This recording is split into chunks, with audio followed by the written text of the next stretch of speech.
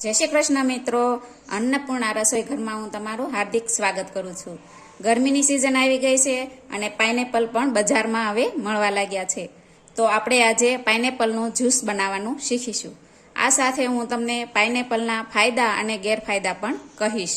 તો આપણે પાઇનેપલને આ રીતે મિક્સર જારમાં કાપી લઈશું। પાઇનેપલમાં વિટામિન સી ભરપૂર માત્રામાં હોય છે।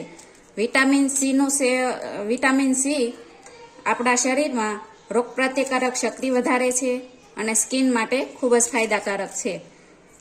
બીમારીઓમાં આપણને રોગપ્રતિકારક શક્તિ જો વધારે આપણે બચી શકીએ છીએ। પાઇનેપલનું જ્યુસ વજન ઓછું કરવામાં પણ મદદ કરે છે, કારણ કે આમાં ફાઇબરની માત્રા ભરપૂર હોય છે। એ કેલરીને ઓછી કરે છે। અર્થોરાઇટમાં પણ ફાયદો કરે છે। આંખોની રોશની પણ વધારે છે। બ્લડ પ્રેશરમાં પણ ફાયદો કરે છે। હાડકાઓને મજબૂત કરે છે અને સ્કિનને ખૂબ જ સારી બનાવે છે વિટામિન સીના કારણે। હવે આના ગેરફાયદા જોઈ લઈએ।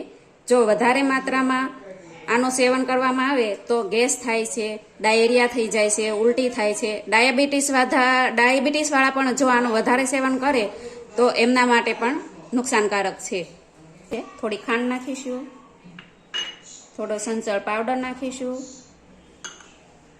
આમાં થોડું પાણી એડ કરીશું અને આને ક્રશ કરીશું।